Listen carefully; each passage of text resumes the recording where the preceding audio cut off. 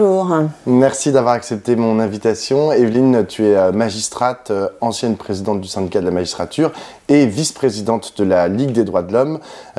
Si je t'ai invité une nouvelle fois, car je t'invite souvent, c'est pour parler de l'affaire Bayou à Europe Écologie Les Verts, ou plutôt aux écologistes, car c'est le nouveau nom de leur parti, qui interroge à plus d'un titre, à mon sens. Je rappelle ce qui s'est passé très dernièrement, en fin de semaine dernière. Le Bayou avait été poursuivi par Anaïs Leleu, qui avait déposé une plainte, deux plaintes même, qui ont été classées sans suite, non pas pour faute de preuves, mais pour absence de preuves, ce qui à mon avis est une différence non négligeable. Je rappelle que Julien Bayou avait, à la suite de cette plainte et de la révélation de cette plainte, avait perdu toute fonction politique, toute fonction élective au sein de son parti, dont il était le secrétaire national. Et il avait été associé, du coup, à de graves faits misogynes, sexistes et même d'agression sexuelle. Comment est-ce que toi, dans un premier temps, tu comprends, tu lis cette affaire? Qu'est-ce que ça dit, au fond, du moment où on est, de l'évolution, on va dire, du féminisme aujourd'hui? Alors, effectivement, disons déjà que l'affaire a été classée par le procureur pour absence d'infraction. Et non pas, comme ça arrive, pour infraction insuffisamment caractérisée.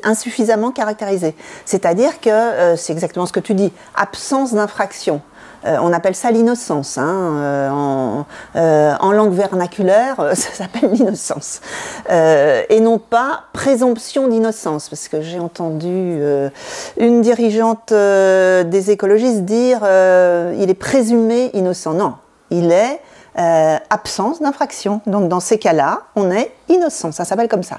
Alors ce que ça dit du féminisme, alors ça c'est, je serais bien présomptueuse de généraliser, mais je crois que, comme on dit stupidement, souvent il faut savoir d'où on parle. Moi, d'où je parle, hein, je parle de la part d'une femme d'un certain âge qui a été féministe, comme beaucoup de femmes de ma génération dans les années 80-90. Donc un féminisme issu avant tout, je dirais, des Lumières, de l'égalité des droits, qui se battait beaucoup en dehors de la bataille extrêmement importante sur l'avortement, mais beaucoup sur le champ social, politique, les questions d'égalité au travail, de salaire, d'égalité dans les candidatures, pas de discrimination, etc. Donc des revendications dans l'espace public, beaucoup, à partir du moment où le droit à l'avortement a été enfin obtenu. Et ce que je vois, en tout cas, c'est que il y a dans les organisations, en tout cas dans celles que je connais, hein, la Ligue des droits de l'homme, le syndicat de la magistrature, une sorte de conflit, mais très aigu, générationnel, je dirais, parce que c'est un fait, entre on va dire moins de 45 ans et plus de 45-50 ans, il y a des oppositions extrêmement dures sur la question, sur ces questions en fait de violence sexuelle, de viol, comment est-ce qu'on doit traiter les affaires, est-ce qu'il y a encore une présomption d'innocence? Et c'est un féminisme qui est beaucoup plus, je trouve, un féminisme de l'intime. Et c'est vraiment, il y a une énorme différence. C'est un féminisme de l'intime parce que c'est l'idée que vraiment dans l'intimité de la vie privée, chaque attitude qui pourrait être qualifiée de sexiste doit être poursuivie, sanctionnée, etc. Donc c'est quand même très très différent et ça génère beaucoup d'incompréhension, beaucoup de conflits. Je l'ai vu notamment au syndicat de la magistrature parce que, et chez les magistrats même en général. Il y a des listes, évidemment, comme partout, de discussions ou syndicales ou générales des magistrats. Et on voit que les jeunes femmes magistrats, on voit bien, interviennent de façon très combattante sur la question de oui, certes, la présomption d'innocence, mais enfin, les choses ne sont pas assez poursuivies. Elle continue beaucoup quand même à dire ça. Il est plus que temps d'améliorer encore plus les choses, parce qu'elles ont déjà quand même été pas mal améliorées dans la police et dans la justice, pas suffisamment. Et puis, plutôt des hommes d'un certain âge qui rappellent les principes de droit, c'est-à-dire non seulement présomption d'innocence, mais contradictoire, etc. On voit que les arguments utilisés par les unes et par les autres sont tout à fait différents, en ce sens que les femmes sont beaucoup plus sur leur expérience personnelle. Et c'est la même chose à la Ligue des droits de l'homme. Le débat n'a pas du tout été tranché d'ailleurs. De savoir, heureusement pour l'instant ça ne s'est pas produit, mais qu'est-ce qu'on fait ou qu'est-ce qu'on ferait s'il y a quelqu'un qui se plaint d'agression sexuelle ou de violence d'un homme contre une femme de la LDH. Et ça, je trouve que c'est effectivement sociologiquement très intéressant et anthropologiquement, mais il faut avoir en tête que dès qu'on parle de ça, d'abord, ça génère d'énormes conflits, un peu comme quand il y avait le Covid, la question du vaccin, pas du vaccin. Ça génère vraiment ensuite quasiment des haines. On n'arrive pas à se réconcilier. Ensuite, on n'a pas de capacité finalement d'aborder, d'arriver à un discours commun. Très rarement, on n'arrive jamais à dire bon bah finalement on va dire ça. Ça se peut pas. Alors, c'est intéressant le concept de féminisme de l'intime que tu mets en avant. Qu'est-ce que la justice, en tant qu'institution, selon toi, aurait à dire sur ce féminisme de l'intime? Est-ce que c'est deux choses qui sont complètement décorrélées, ou est-ce que l'institution judiciaire peut se mêler de ce féminisme de l'intime? Ah ben, elle s'en mêle de toute façon, hein, à travers les agressions sexuelles, les viols, le harcèlement, et puis les violences conjugales. C'est bien le problème de la justice, et c'est bien l'éternel problème, justement, presque d'un camp contre l'autre, c'est que c'est la question de la preuve, évidemment. C'est la question de, par exemple, dans la commission Civise sur les violences sexuelles faites aux enfants, les conclusions de cette commission, autour du juge Durand, chaque page du rapport, c'était « je te crois, je te crois, je te crois ». Et un certain nombre de juristes disent, et j'en fais partie, non, on ne peut pas dire, quand on est juge, à quelqu'un, qui que ce soit, je te crois. Que ce soit un salarié, que ce soit une femme, que ce soit un locataire contre son propriétaire, un enfant. Non, on peut dire, je t'écoute. Mais pas je te crois. Et là, on voit bien qu'il y a déjà des présupposés tout à fait différents. Donc la justice, déjà, moi, je crois que ce qu'elle peut dire, c'est non pas je te crois, mais améliorer énormément, évidemment, les capacités d'enquête et d'écoute autour de ces questions, effectivement, là, du pénal intime, parce que c'est quand même des infractions extrêmement graves pénales. Ce qu'elle dit et ce qu'elle fait la justice, c'est que, et ça c'est un peu désespérant quand on est juge, c'est qu'elle a amélioré les choses. Mais ce qui est désespérant, c'est d'entendre tout le temps, non seulement ça ne va pas, ce qui est tout à fait vrai, mais il ne s'est rien passé. Et donc, ce qu'elle a fait, c'est par exemple spécialiser des policiers, mettre en place dans les commissariats des accueils différents des victimes de violences sexuelles et sexistes de l'accueil des autres victimes. Ce que la justice a fait, c'est indéniable, c'est poursuivre beaucoup plus qu'elle ne le faisait. Mais ce qui est vrai, c'est qu'il y a peu de plaintes par rapport au nombre d'agressions déclarées, qu'elles soient violentes ou qu'elles soient sexuelles. Il y a à peine 10% de plaintes. Donc là, c'est pas le rôle de la justice, ça serait vraiment le rôle de campagnes d'information qui ont lieu, mais qui sont sans doute pas suffisantes pour que, effectivement, les victimes, qui sont souvent en plus sous emprise, comprennent que ce qu'elles vivent n'est pas normal. Parce que c'est ça qu'on voit quand on est juge. C'est que dans un très très grand laps de temps, souvent la victime considère que, bon, ben, après tout, une femme considère que si son compagnon lui met une claque de temps en temps, ben, c'est presque normal, quoi. C'est comme ça, la vie conjugale. Bon. Je crois que, par ailleurs, la justice, dans les parquets, ce qui s'est passé, c'est qu'avant, ces plaintes étaient presque systématiquement classées. Elles le sont encore beaucoup, parce que justement, c'est une question d'intimité. Et que la plupart du temps, enfin, c'est une banalité de le dire, il n'y a pas de preuves, c'est-à-dire c'est la parole de l'un contre la parole de l'autre. Mais quand il y a suffisamment d'éléments, simplement des indices, simplement un petit quelque chose, à savoir une copine de la victime qui dit oui, ce jour-là, elle était en pleurs, ou elle m'a confié ça, ou qu'il y ait un texto, ça suffit à poursuivre. Donc il y a eu beaucoup d'améliorations. Après, il y a la nécessité, évidemment, d'accueillir ces victimes quand elles sont, quand l'auteur est condamné, la question des foyers d'hébergement, la question des expertises psychologiques, psychiatriques, parce qu'on manque énormément d'experts, et puis toute une question effectivement de mise en place de méthodes d'audition et de confrontation, parce que ça, c'est ça qu'il faut comprendre aussi, c'est que quand on est juge, à un moment donné, on est quand même obligé de confronter l'auteur et la victime. Donc, on peut envisager beaucoup d'améliorations. Et puis, le recueil de la plainte, et puis les constatations, comment dire, physiques, matérielles. Pour les femmes qui se plaignent de violences ou d'agressions sexuelles, il y a eu énormément d'efforts des hôpitaux pour créer des services d'accueil spécifiques pour qu'elles ne soient pas examinées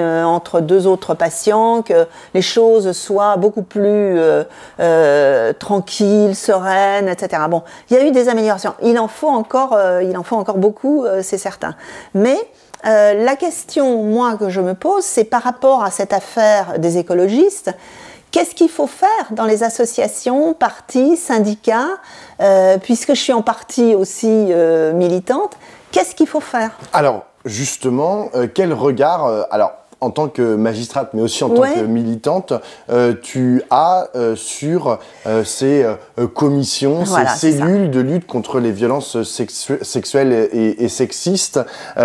J'imagine qu'il y en a à la LDH, il y en avait bien évidemment chez les écologistes. D'ailleurs, c'est elle qui, dans un premier temps, a lancé une, entre gros guillemets, une enquête. Voilà, comment est-ce que toi tu juges le travail qui est fait par ces cellules VSS, comme on dit?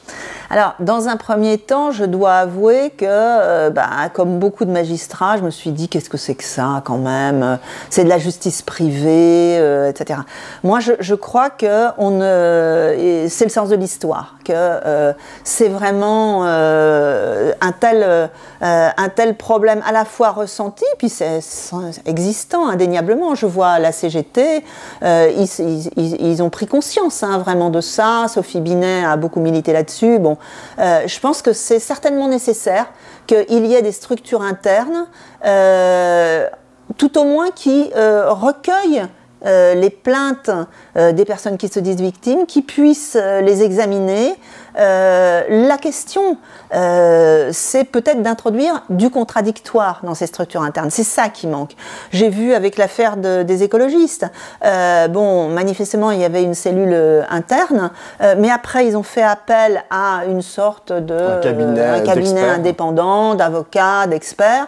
Bon, ça, c'était peut-être une des solutions possibles, des cabinets d'experts, quand même militants sur ces questions, sensibilisés, qui soient des structures indépendantes. C'est peut-être sans doute mieux que des structures internes. Peut-être faudrait-il d'abord une structure interne, au moins pour recueillir les plaintes, et puis ensuite faire appel à une enquête externe de cabinets indépendants, mais avec les principes, je crois, qu'on doit absolument continuer à respecter, à savoir le fait, certes, d'entendre la victime, mais il faut absolument, et je crois que ça ne s'est pas passé comme ça, entendre évidemment la personne qui est soupçonnée. On ne peut pas entendre uniquement la personne qui se plaint. Donc ça s'appelle le contradictoire et c'est absolument nécessaire. Sinon, la personne qui est soupçonnée, elle ne sait même pas ce qu'on lui reproche. Enfin, il faut quand même qu'elle ait accès à l'information de ce qu'on lui reproche. Ça me semble absolument essentiel. Et puis, qu'il y ait une sorte de possibilité non seulement de se défendre, mais aussi de faire un recours. Et donc, si les organisations veulent mettre en place des cellules comme ça internes, la question c'est, est-ce qu'il faut que ce soit simplement un recueil d'informations et ensuite faire appel à une structure externe indépendante et puis qui respecte le droit de la preuve, les droits de la défense, etc. Ou est-ce qu'il faut que ce soit fait en interne? J'aurais tendance à penser que en interne, il faut simplement recueillir les signalements, les problèmes, et puis ensuite essayer, dans le mouvement syndical, associatif, féministe, politique, constituer une sorte de chaîne de cabinet, entre guillemets, de juristes indépendants et de non-juristes aussi, mais paritaires, enfin, où la parole des uns et des autres soit recueillie, avant, évidemment, si les faits s'avèrent avérés, là, de faire appel à la justice. Parce que, évidemment, après le débat, c'est est-ce que la justice est tellement, entre guillemets, patriarcale, pourrie, macho, que on n'y fait jamais appel? Évidemment, mon point de vue, c'est que je pense qu'à un moment donné où se révèlent des faits vraiment avec un minimum d'éléments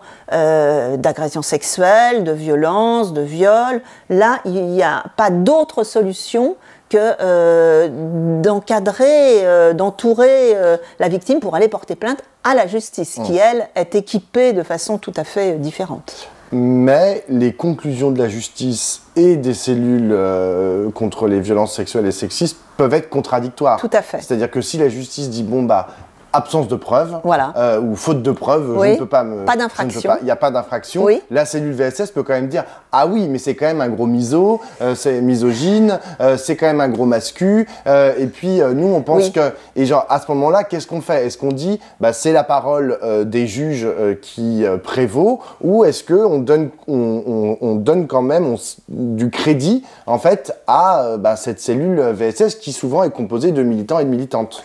Oui, alors là après, évidemment, je ne peux pas te répondre autrement que pour moi, lorsqu'un parquet classe sans suite en disant pas d'infraction, et non pas infraction insuffisamment caractérisée, pas d'infraction, moi je crois qu'il faut tirer les conclusions, parce qu'il y a quand même la question du préjudice subi par la personne qui a été soupçonnée. Moi comme juge, je suis très sensible à ça, c'est-à-dire le fait d'accuser quelqu'un injustement. On a eu des tas d'erreurs judiciaires en cette matière et on continuera à en avoir, de toute façon. Je veux pas...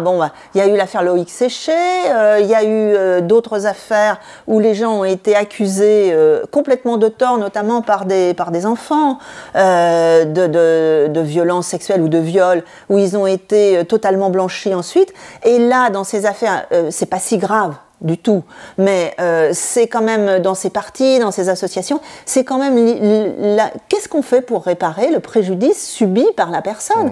C'est-à-dire non seulement l'atteinte à son honneur, à sa dignité, à sa vie, c'est quand même 2-3 ans pendant ce temps où on considère que tu es un violeur, tu es un agresseur sexuel.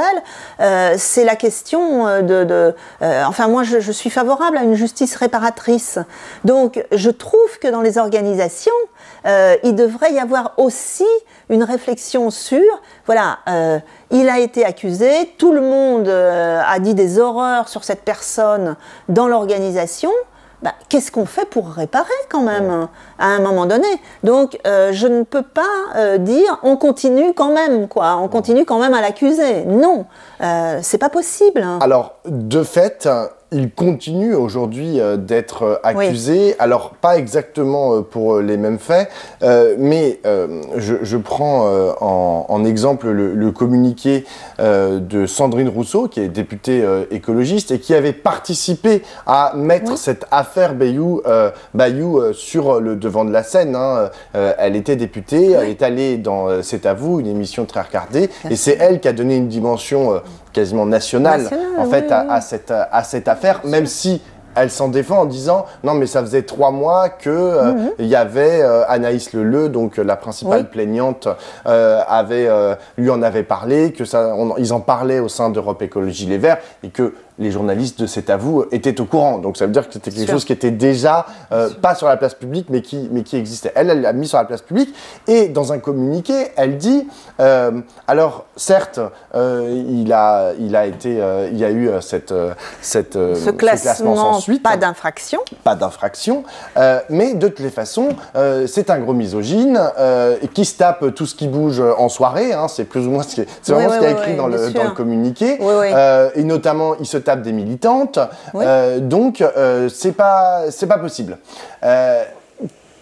Comment est-ce que finalement, tout à l'heure tu me parlais du sens de l'histoire, est-ce que c'est pas Sandrine Rousseau finalement, elle n'est pas aussi dans le sens de l'histoire en disant cette façon en fait d'assumer un pouvoir masculin tout en haut de la hiérarchie de son parti sur des militantes femmes souvent plus jeunes est inacceptable, et donc Sandrine Rousseau elle dit stop, ça on n'en veut plus, et donc c'est à ce titre-là que je continuerai mon combat contre Julien Bayou. Oui, mais quel combat? C'est-à-dire qu'à partir du moment, évidemment, où il n'y a aucune infraction, là, c'est extrêmement difficile pour un parti, pour une organisation. Sinon, instaurer une parité absolue et stricte, quel combat? Ça ne peut être qu'un combat général, de façon générale, pour que les militantes ne se laissent pas faire. Ça peut être qu'un combat d'éducation, d'information, etc. À mon avis, ça ne peut pas être un combat qui continue à accuser. C'est ça, moi, qui me gêne énormément. Oui, mais on peut quand même considérer que sans encore une fois, avoir contrevenu à la loi d'une quelconque manière que ce soit, il soit quand même responsable, voire coupable, pas aux yeux de la loi, mais coupable d'être un gros misogyne. Oui, effectivement. Mais j'ai pas beaucoup de réponses à te donner, parce que vraiment là, je crois que ça se situe au niveau des des réactions internes des militantes. Et puis après tout, quand on élit un dirigeant, peut-être que c'est une dimension à prendre en compte, évidemment. Oui, mais alors, voilà. La question, c'est comment est-ce que tu en parles? Je te parle en tant que membre de la Ligue des droits de l'homme, où tu as eu à élire un président ou une présidente. En ce moment, c'est une présidente. Si toi, tu considères que une personne qui est candidate est misogyne, ça fait 20 ans que tu la connais, ça fait 20 ans que tu te tapes ce gros lourd misogyne et sexiste, qui n'a jamais enfreint la loi d'une quelconque manière que ce soit, mais quand même c'est un gros miso et sexiste. Comment est-ce que dans le cadre d'un débat interne à ton association, en l'occurrence la Ligue des droits de l'homme, comment est-ce que tu en parles? Et en fait, c'est ça peut-être qu'a voulu faire Sandrine Rousseau, peut-être de manière un peu maladroite, parce qu'elle l'a balancé de façon trop violente dans le débat public, mais en fait, au bout d'un moment, toi qui connais la personne depuis 20 ans, toi qui, en tant que individu personnel, en fait, sait des choses, tu as envie d'en parler, tu te dis merde, il va devenir président de la Ligue des droits de l'homme et c'est un gros miso. Oui, je pense que c'est un débat interne quand même. Dans les organisations, qu'est-ce qui se passe quand on élit un président? C'est souvent les conseils nationaux qui élisent un bureau national qui élit lui-même le président. Je pense que dans le débat d'élection, souvent, il y a plusieurs candidats. Dans le débat d'élection, les gens prennent la parole et ça peut être un argument, à savoir, moi, je veux pas de cette personne comme président parce que c'est pas contre ses idées, mais c'est contre son attitude et on peut pas. Voilà. Moi, j'observe quand même que dans beaucoup d'organisations, maintenant, ce sont des femmes qui sont à la tête d'organisations. La CGT, la CFDT, la Ligue des droits de l'homme, le syndicat de la magistrature, le syndicat des avocats de France, enfin dans celles que je connais. Les écologistes. Les écologistes, c'est pratiquement, enfin c'est que des femmes, c'est que des femmes. Peut-être que il n'y a pas eu peut-être de débat là-dessus. Moi, je pense que pour l'instant, il n'y en a pas encore vraiment. Mais que dans la tête des gens qui élisent, des électeurs, des militants qui élisent, certainement, cette dimension maintenant de... comme tu dis, un gros lourd autoritaire, on n'en veut pas comme président. Je pense que c'est dans la tête. Maintenant, je trouve que ce serait effectivement peut-être intéressant que dans le débat pour l'élection entre différents candidats, il y ait cette dimension posée, à savoir si tu es président, faut vraiment que tu respectes, pas de discrimination, respecter absolument tout le monde et pas d'attitude sexiste. Oui, ça pourrait. J'ai une dernière question, Evelyne. Tu as commencé en disant aujourd'hui que tu voyais comme un schisme oui. entre les générations de féministes. Oui. Est-ce que tu penses qu'il reste quand même en fait des espaces de combat oui. et de lutte commune et comment est-ce qu'on fait pour à nouveau créer une unité autour de ce combat qui est tellement important, surtout en ce moment quand on voit ce qui se passe dans les États-Unis de Trump, dans la Russie de Poutine et du côté de l'extrême droite où le combat sexiste est mis vraiment très très en avant.